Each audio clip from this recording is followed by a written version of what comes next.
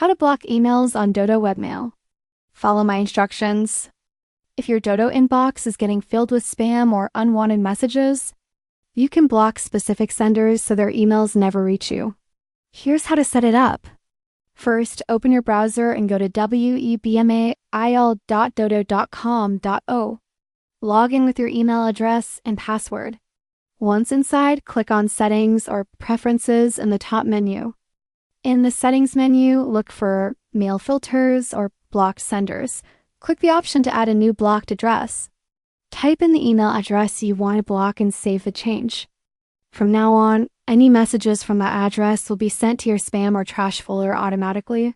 You can unblock an address at any time by removing it from your block list.